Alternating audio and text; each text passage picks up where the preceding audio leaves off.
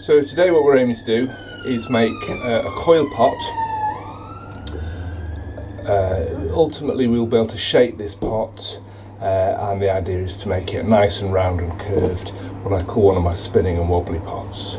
So let's see how we go. So this is some clay that I have previously recycled. It's probably from numerous attempts when I was trying to throw. A lot of this clay went in the bucket. I've worked it together to see if we can even out all the lumps, but I'm just going to do a little bit more work on it now, just to even it up, so we can see how wet it still is by the way it sticks to the bench. I'll have to get some of that moisture out probably before we use it. On a day like this where it's quite drizzly and humid, it's not going to dry quickly in the air, so it'll probably just dry as we use it. Let's just carve it up a little bit more.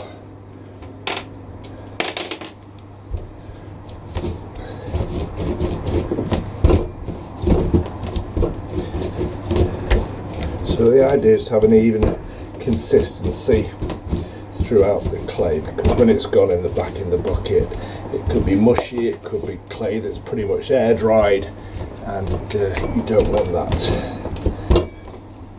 patchiness, unevenness through your clay. Perhaps not so important when you're hand building, because you're going to compress the clay by rolling your coils or slab.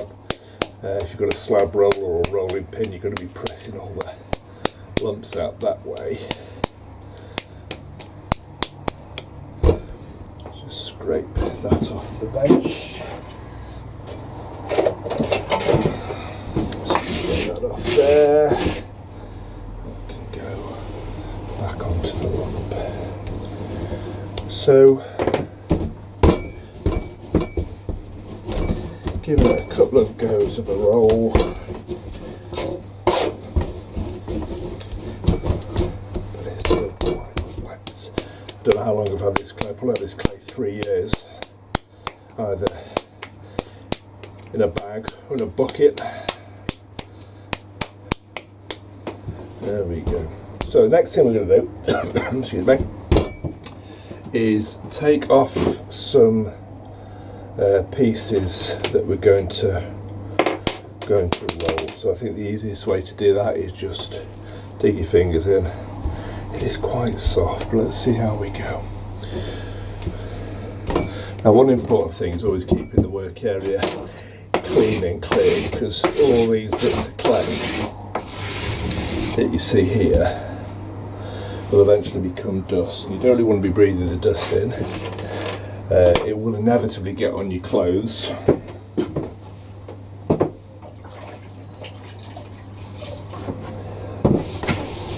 And you don't want to be taking it in the house with you. So let's clean the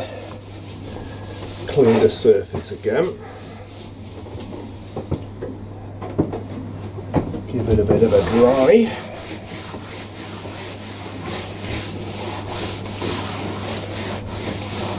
Well, this is an MDF worktop that I did put some sealer on. I've tried to varnish but didn't do a very good job of it. It's quite absorbent, so in a way that can work quite well because it can take the moisture out of your clay a little bit.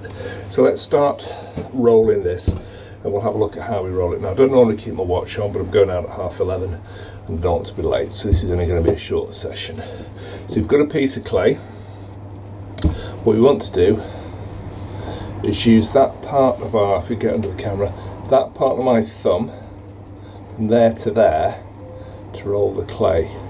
Well, I've got largish hands, but even so everybody's got that part of the hand, and that's probably the smoothest, flattest part of the hand.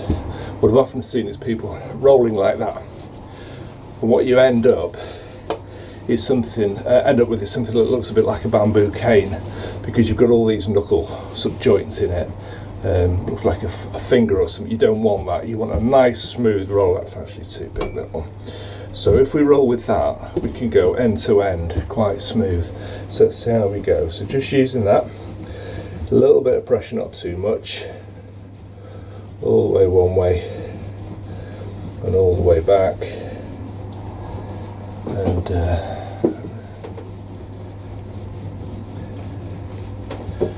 can have quite a smooth, even roll. So let's go again, all the way one way. And you can see where the clay was softer, we're going to put exactly the same pressure on. That's already gone a bit thinner, so just need to be a little bit careful with this clay. And also what I don't want, as I get down this end and it's twisting here, that's just going to get thin and break away. This is just going to flap about, so I'm going to break that off there because I've decided this coil is already too long. I'm going to do it again, and this is just about practicing and get the even pressure, and you will get a coil that should be the same all the way along. Easier said than done. This clay is just a bit too soft. When it comes out of the bag, usually when you buy bag clay, it's kind of just right. Sometimes it could be a bit firm, but it's just right, really. When you've recycled your clay, it's probably got a lot more water in it than you would normally have. And what I've tried to do with this clay, when I've been recycling, it's worked the moisture out. I've left it out to dry in the air. I've split it, get more surface area to the air, but you can't always get the air out. Now that's going to do. That to me is a coil. I can work with that. So I'm going to put that one over there as a completely coil. I'm going to get another lump of clay. Let's just start rolling that one. That's too much. Go half. What I'm aiming for is probably something about, I don't know, for the pots I want to make,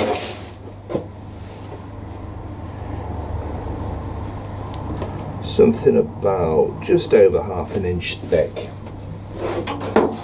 half an inch wide, diameter, whatever you want to call it, half an inch. Because as I work it, that coil will get thinner, and I will be shaving some of that clay away as I get towards the finished pot. So I'm still using that part of my thumb, sorry I can't get into the camera, that part of my thumb, just that area there if I can. So you don't have to go back and forward very far. And you don't really want to, because what you don't want that end, the other end, oh, I seem to be doing it there, you don't want that end thrashing about. See, again, I've gone a bit too thin there, but that'll do, that's okay. And this is too long, so we'll put that back, get rid of that. And we'll work with that length, and we'll just bring my hand that way, just to get that a little bit thinner.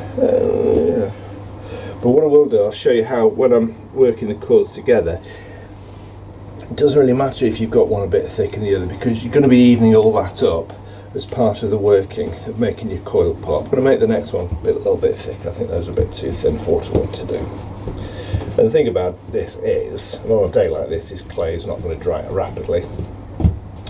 2 days after the hottest day of the year, and now of course it's raining, it's England, so we don't have the same weather 2 days on the trot. When you are doing this on a really warm day, you probably need to make your coils and build as you go, because these coils will dry out, and you don't want your clay to be too dry because you can't work it, and they won't bind together, and you can end up with it all falling apart in the kiln. So that one's a bit better. I've probably got a bit better there. Maybe my third one in, a bit of practice in the morning. There you go. Well, that'll do. I once went on a training course where somebody said his mantra was "that'll do, won't do," but it's never stopped me.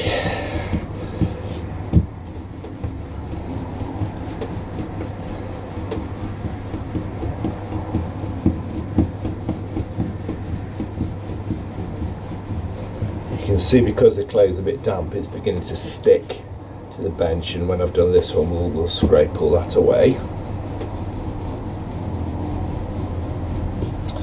So ideally I would always work towards me, so you can just turn the piece of clay round like that.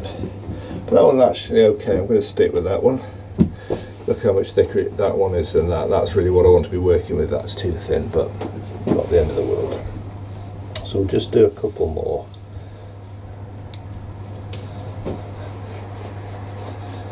a bit of a ball going.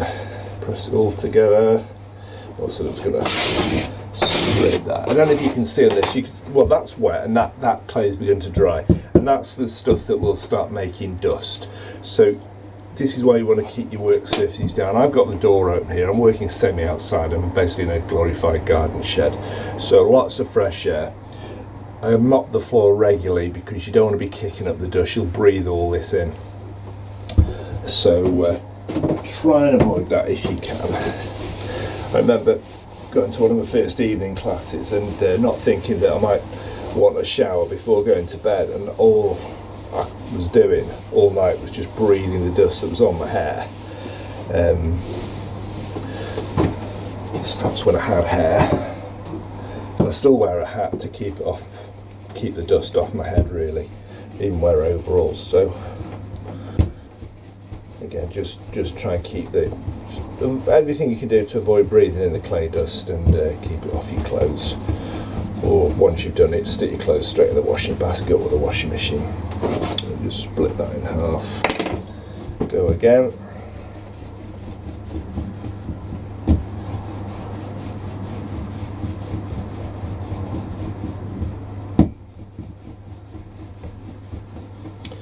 So what we're trying to do is keep the coils even, don't go too fast. It's not a race, so I often find myself trying to do it too fast. So just have a bit of control over it, and use the little nerve endings in that soft pad of your thumb just to help you feel that you're getting the clay an even thickness all the way along. Not brilliant. Other people will make much better colours than me. Other people obviously make much better pots than I do. But this is just the way I started doing it, or developed to do it, and it's something that works for me. I will do things that other people will probably scream at, and they'll say, "Oh, you're doing that wrong," but I don't know. Sometimes it works. Sometimes things go wrong. I'm not doing these every day. I'm very much a hobby potter. I'll do a little bit at the weekends.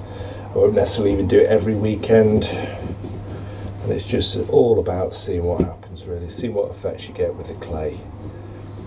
And I think as I've learned to do more, as I've developed a bit, I've learned that I can have a bit more control over the clay. Early on, you find the clay just goes where it goes, unless you're a particularly skilled artist. Excuse me, I'll have a sip of tea. But I'm not a skilled artist. I just have to learn and see where I go. So next thing I'm going to do, I've made some coils. Those are going to be the side of my pot. I need to do a base. So I've got my ever trusty banding wheel. If you haven't got one of these, you need to get one, really. Good quality solid one. I think this was about £40 off eBay. But you're going to be using it all the time. Spin it round and round. It's just so much easier than, well, it's so much easier. Alright, so what I'm going to do is make another ball of clay and just roll it around on the bench a bit, because this is going to be my base. And when I first started making coil pots, I coiled the base. I would get one of these coils and I'd go round and round and round and make a coil, and then I'd smooth it all together. And what I used to find then was that quite often they would just crack because I hadn't blended the coils together enough. I thought, well, why am I doing that? Why don't I just take a blob of clay, nice round blob of clay, hope this one's thick enough, stick it in the middle of there, push it down, and then I've got a base. And because you've got the rings on this banding wheel, you can decide how big you want your pot to be. And I got my favourite size here, which I work is probably the inside set of rings, or inside ring. And I want this to be about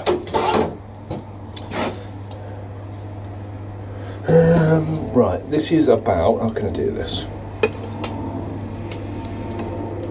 Just under an inch thick, this base, because I'm going to be working some of the base. I'm going to be scraping some of that clay away, and we're going to be working the base. You'll see later how I'm trying to make the round base. So I don't want that thin, because I don't want to scrape through the bottom of the bowl.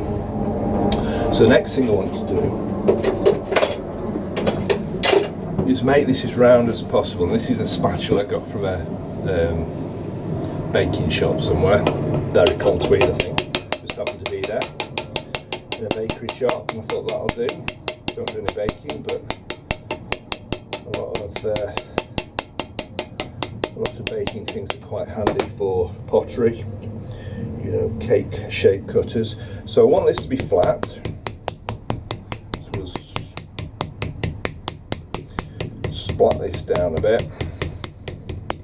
So I want a nice flat round cake of clay, because that's going to be base, and that's, I think, in the middle. Let's just have another look. Might be handy if I put my glasses on, but there you go. So that's in the middle. The next thing we're going to do is pop some coils on this. So I'm going to take my first one, and I'm going to just get rid of the end, because sometimes when you make the coil you can find you get a bit of a tube at the end. So just get rid of the end, you can recycle that. We're going to pop that on here, and the idea is to get this coil of clay right round the edge, not overlapping the edge, it's a bit thin there, and make it come up to here. And you can just break it off and you can press it there. Some people will cut it to get a nice even edge. This is soft clay, you're going to be working the clay a lot, so you probably don't need to actually cut it with a knife there. And the other thing I've seen people do is score and slip. So that's where you'd make lots of little grooves in your clay, and then put wet, runny, watery clay on there to act as a glue to seal the coil onto the one below. If you're doing this, you don't really need to do that. That's a little bit over egging the pudding there, because this clay is soft enough that it's going to stick. And you will have seen, as I've gone around there, I've just pressed each coil one on top of the other. So if I can tip that the right way to the camera, you can see we've got one coil on top of the other. If I had the camera at the side, it might help, but I've only got one camera, and it took me that long to clamp it in this position. I'm not moving it again. So what we're going to do now is put another one on. And because we've jointed that on that side, I'm going to start this one on this side. So again, over the top, positioning it, and you can use your index finger here just to keep yourself guided all the way round. And again, break that there. We want to have a join, even join. We don't have too much of a lump, we don't want to have too much of a gap. We've pressed it down a little bit, and then the next thing we're going to do before we go any further is we're going to start blending these coils together, because we want these to bind to the base, and we don't want to run the risk of cracks. We're going to work this a lot. So the bottom one, can you see this? So I'm just getting the tip of my thumb on top of that lower coil, and I'm just bringing that, smoothing that clay down onto the base. And it is very soft. It's working very easily, this clay. So I've done that with the bottom one. Now I'm going to take this second one, I'm going to smooth that over the first coil. So probably just looking to take about a quarter of that diameter, that thickness, and bring it down. Don't want to distort the shape, there's plenty of time for that later. What I'm aiming to do is make this pot, I haven't decided how tall I'm going yet, because that's how I tend to work. Like they say, fail to plan and plan to fail, but that's just generally how I quite often work. So we've taken that down. Can you see that there, the inside at all, that we've got the coils work together. We're now going to do that on the outside. So we're going to bring these coils down, and I'll just do it. We'll see, you won't really see. I don't think you'll see. If I do it on that side, you might be able to see me do it. Well, I can't see what I'm doing. And we're just going to bring that soft bit of clay down. So we're joining that to the base. And I find if you sort of do this maybe two at a time, you'll get a better result. I will get a better result than if I try and build the whole pot and then start merging it together, because you can, doing this, you can just distort it a little bit. You constantly want to get down and have a look at the level. You know, is that above one above the other? you know, that's all right for now. Offcuts of clay, it's so damp here today that that's not going to dry out. I can stick that back on there and I can reuse that in a minute. So let's take another coil. So again, just maybe take those ends off. And maybe start this way around. So the first coil's joined there, the second one joined there, so the third ones I can join there. This is quite a thin one. Usually I'd have my head right over. I don't think I'm going to get any head in camera shot, so I can lean forward, look right over the pot. You want to absolutely have that plumb on top of the one below.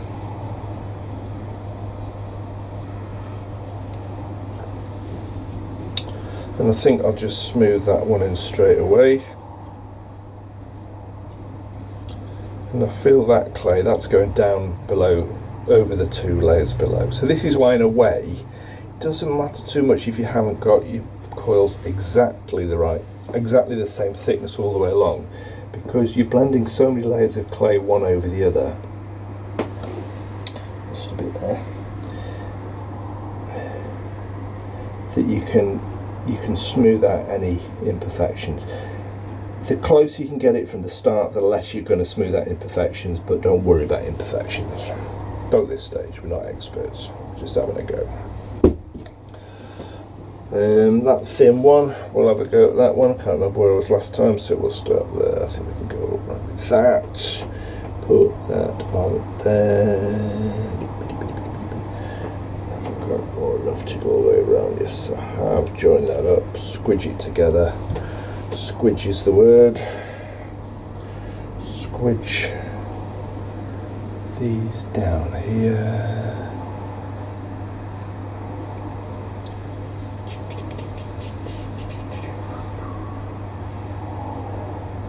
Tea's going cold, excuse me. Yeah, lukewarm tea. Yuck.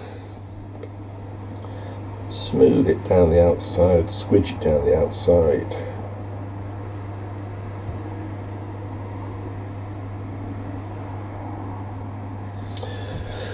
How far we got? Right, can we see that? I've got to learn how am I holding this to the camera. Scanner lens is there. I want to show you how deep it is, so I need to do it that way, don't I? So it's about, signs inches on this rule. I'm sorry if you're a centimetres person. I'm an inches person. Right, so we only just got over about 2 inches, so we've got a bit of a way to go, haven't we? A lot of work. We want this probably to be about 4 inches deep. That coil's too thick. So what I'm going to do with this coil, divide it off, roll it out a bit more.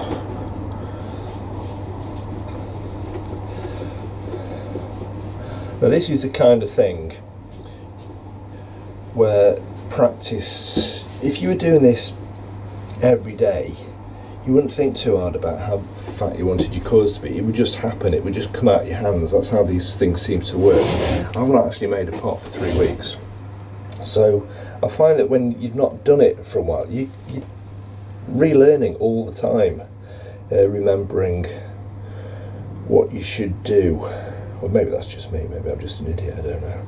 You see what I've done there? I've made that a bit short, so not the end of the world. We can fill in. I don't really like doing this, especially if I'm videoing it and everybody can see that I might have done it a bit better. So we'll put a little bit of an infill in there. Okay, so let's just work that together. Do the outside first this time. Smooth that over there.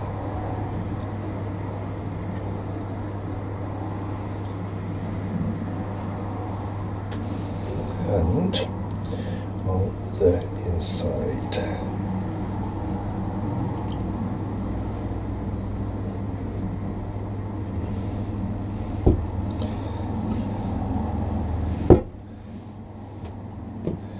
Let's use this one. I think this is going to be the last one actually. Sorry, use that there.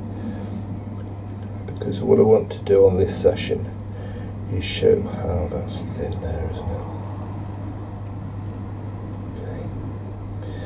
I'll show how I start smoothing or working these coils together properly. So this is just almost like a preliminary squidging. You just want them sat firmly on top of each other. You want them to be sticking, and this will make them stick. So there's no need for slip, no need for scoring. So what do we got? Let's get this right. There's the lens. If I turn it that way, that's better. You can see, and it's sticking to the banding wheel. It's not going to fall off there. Turn it upside down, it won't fall off. It's stuck on. So that is where we're going to start.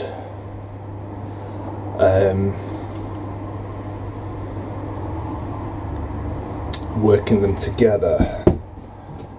So we can get rid of that clay. I'm not going to use any more of that clay. That's going back in the bag. I could probably leave that out all day and it wouldn't dry out, but you could probably do with a little bit of drying out, but it's going back in the bag.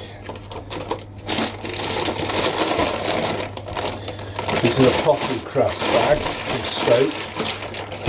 I don't think I bought clay of pottery crafts for about 5 years, so some of this clay is probably at least 5 years old in this mix. Well, it's probably centuries old, isn't it? Millennia old, but to me it's 5 years old. And this is a mixture of some terracotta clay, some buff clay. It's all gone back in the bucket, it's all worked back together, but for what I'm doing here, this is fine. It doesn't really matter. I find terracotta clay is really messy to use. It stains everything. You touch your hands. It's really stainy. And my favourite is to use a white clay. I just like the finished result, but I've got buckets of this stuff. I've got to use it. I'm not buying any more clay until all this is gone. Alright, it's a white round. Bits, dust, get rid of it all. Wipe it all up. Wipe.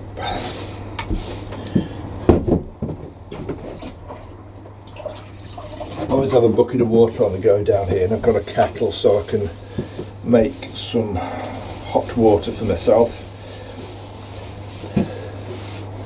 It's not so bad in July plunging your hands into a bucket of cold water, but you don't really want to be doing that in January. Get the water off again. Right, okay, so let's have a look. So we're going to get a tool, which is this serrated edge one, which I'm now going to clean because that's disgusting.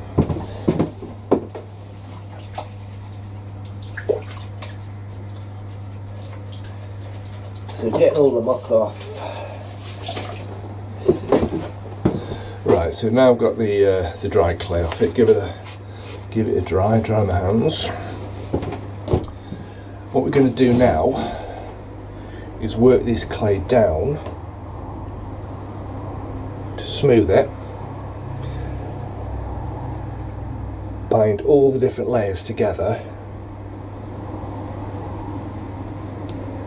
Can you see there when I'm going down? I can't do it all the time tilted because I'll just get it wrong. But we're going down and we're smoothing these coils together. And this is my least favourite part of the process because I just find it's very ugly when you see these sort of serrated edge bits of clay all hanging off your pot. And what you're aiming for is something lovely and smooth. Now when you get a big lump of clay on the tool, just take that off, chuck it in your bucket. Next I'm going to bring some of this clay up here. Now it's quite tricky to get when you made a small pot and the tool is this big, bigger than the pot almost, getting these coils down. So you can do it with the top, just about. And this is where you want to avoid, if you can, pushing the sides of your pot out. Because I will be curving this eventually, but I don't want to curve it now. I want it to be straight as possible for now. So I just want to smooth these coils together on the inside. Get rid of the lump. There's a bucket, that one. And then, you know how I said that I've got this thick bottom, I'm going to be using some of that base because I'm bringing that little bit of that base into the side to stick the side to the base, because we're going to end up having a curve in the bottom there. So we can just bring some of that up, bring it from centre to side, and then just bring the sides up a bit, keeping my fingers there. Inevitably this clay will stretch out, but I want to do it at a controlled rate. I don't want it to just go off on its own too much. I want to take that down again. Okay. It's quite thin in places, so we might not be taking a lot of clay off this.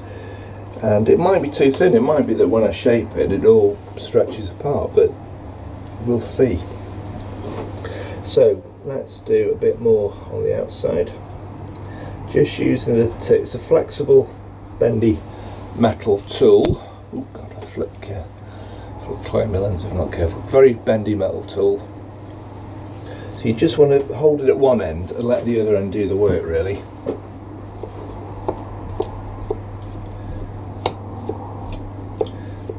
Just get that shaping, or that smoothing, because the clay is very plastic at the moment.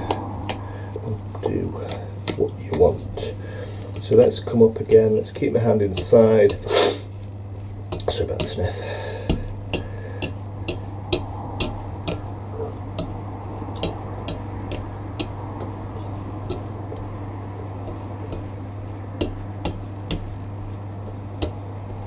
That's actually smoothing pretty quick. What we're trying to avoid is putting so much pressure on that we're going to pull the coils apart, because the inside there still might be little air pockets which we want to work out. So we don't want to dig this in and find that it kind of lifts off. So it's all about blending the clay in, a little bit of pressure but not too much. What have we got? So that's alright, I'm quite happy with that. It's which way is the camera going? It's not too up and down, not too up and down. What I mean by up and down, it's the sides are straight, vertical. That's the word, vertical. Too early on a Saturday morning for words like vertical. I'll have to have a sip of cold tea.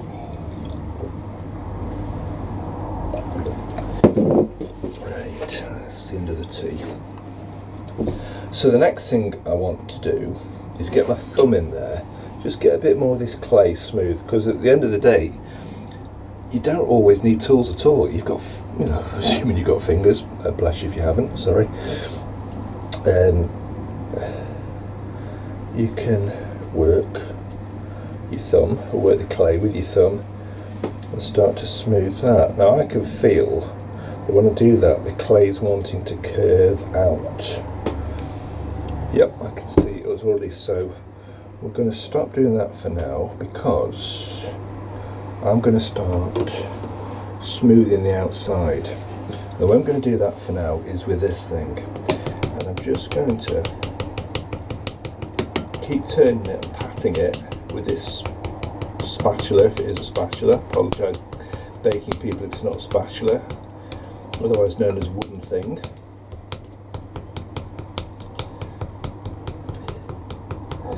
Because this is a way we can just, again, make it, I want it to be as round as possible. I don't want it to end up being oval shaped. Probably will end up being oval shaped, but we're doing our best to avoid it. And what will also happen is, as you do this, as you're trying to pat out any imperfections, this clay will move up. It'll actually have an effect of making this pot slightly taller, because you're compressing this clay, and the only way it can go is either up or in.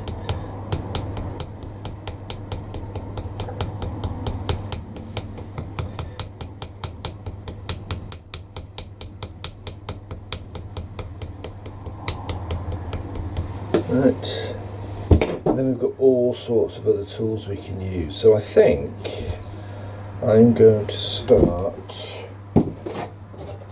pressing on the outside. And I've got another metal tool here. Now this is a bit bigger than the serrated one, which is so big, but it's smooth. Run my fingers along it, might cut them. It's not too sharp, but it would do you damage if you ran your finger along the end. But it's very bendy, and I can use that to work on the outside. So I'm going to do that round here, and I'm just going to turn the banding wheel round and round and round, and let the tip of this tool compress the clay a bit. It's going to take a little bit off, that's okay, because we want to do that. And I can see as I'm turning around, I've not got this thing in the centre of the wheel, so there's a bit of a sort of an oscillation there, but that's okay because we can always reposition it for later work. Just want to get a nice bit of pressure on there. It's all about smoothing the clay. The more we work it, the smoother it'll get.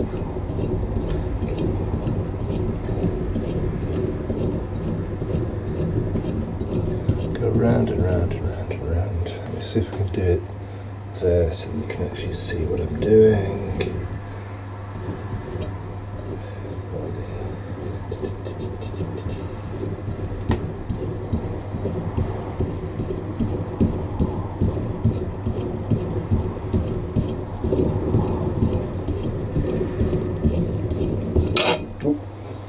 Right, so that's got quite smooth in the outside now, and you can see I've got it's quite vertical, isn't it? Straight sides. So I'm going to now start shaping this outwards, and I'm going to do that with, what am I going to do it with?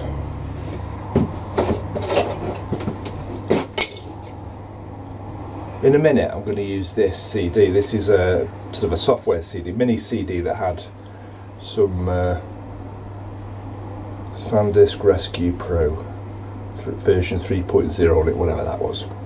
But it's really handy for shaping a part. I've also got proper size CDs. This was a blank one, but you can use any CD you like. You know, you can use your favourite, take that CD if you wanted, probably not if it's your favourite. But I've got tons of these blank ones who use this instead, and that's great for shaping. We'll see how we go in a minute, but for now I'm going to use, not that one, this little wooden one. Now you can buy these on the internet, or eBay, Amazon, pottery tool sets. They're all made in China, I think. They're not very expensive, and you get a whole set of different shaped wooden ones, all manner of different things. But this is nice for making a round pot because you've got all the different radii, and a pointy end if you want to use a pointy end. So using the more rounded bottom end or top, depending on your point of view, quite literally, I'm going to put that in there, and I'm going to start taking that round the edge, using my finger and thumb to spin the banding wheel. With a little bit of pressure, beginning to curve the top out. Well, not just the top, all the way down, but I want it curved because it's going to obviously push out less out the bottom than up here because of the shape of the tool. So this is where we're beginning to get our bowl shape. Now, I've been told you shouldn't do this. I've been told that when you build a coil pot, you should build the pot the shape you want it. But if I try and build a pot the shape I want it, I can't. They don't go where I want them to go. But if I build a little pot, then shape it while the clay is moist, I can make it go pretty much where I want it to go. And so long as I've worked these coils together properly, they shouldn't split. And I'm going to be still doing lots and lots of work on this clay while it's moist. So everything is bonded together. And I have got results from doing it this way, and I do apologise to anybody who's been doing pots for years and working to a much higher standard than I do and doesn't think this is the way to go. But so I'm not advising anybody, I'm just saying this is what I do, this is how things work for me. So let's have a look at what shape we've got so far. We're beginning to get we're beginning to get a bowl. I'm not worried about the bottom because I've got that sort of nearly an inch of thickness of clay here, and we're going to use that later. This is just about getting a bowl up here and a nice round curvy inside. Now I've moved it out a bit, I can get SanDisk Pro version 3.0 in there now. And this is where new technology meets old. Quite exciting.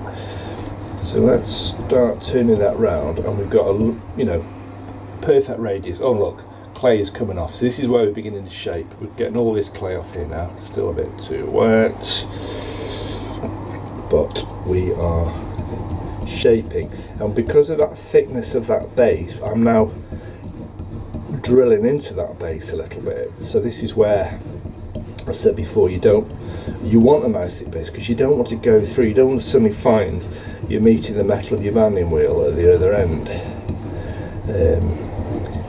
or arriving in Australia. So there you go. So we're getting a curve. I really must practice this camera technique. Getting a curve. Let's have a look at it. So I want it to be as round as I can get it inside before I start worrying about the outside. And I think, and you can see where the clay is building up on this, where it's building up on this, that you are taking clay off. If you were just taking off clay there and there, you know that you're not actually got your curve yet because you're not getting clay in the middle, but I'm getting a curve now because I'm taking clay off everywhere. And I want this to be as round. For me, this is all about having the pot perfectly round in that dimension, round in that dimension, like a half a ball sphere. I don't know why I have a fascination with that, but I do seem to.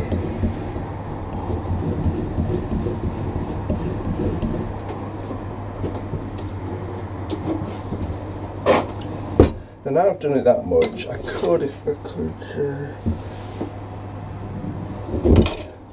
I'm just going to stick with this one. I think this is going to be it. I have decided, I've made my executive decision that this is going to be the part. It's going to be this size, and I'm really not going to do a lot more inside there at the moment. In fact, I'm not going to do a lot more on it today because the next thing is going to be working on the outside. And while it's this soft, if I start working too much on the outside, I'm just going to push it in. It needs to be a bit firmer, probably 50% firmer than it is now. So we're going to put that away. Clean the tools up in a minute. The next thing we're going to do is cover this in plastic. I've got this big plastic party tablecloth from Tesco. Let's just wipe the bench down first. Get this dust off, but it's not there next time. If it goes on the floor, I can mop it up later. I do mop the floor regularly because I say I don't want to be kicking up the dust and breathing it. Plastic tablecloth, which I don't know, £2 from Tesco, but it'll cover the whole bench if I need. And all I can do with this is just wrap that up there. I don't bother putting anything in a cool cupboard, even in pretty warm weather. I found that just doing that will keep the moisture in. You find the clay sweats a bit, there'll be a bit of moisture on the surface, but it'll be absolutely fine. I can come back to that tomorrow and do whatever I want to. It'll be absolutely fine. It's as if I'd just been carried on. So that's all for today. Let's have another look tomorrow.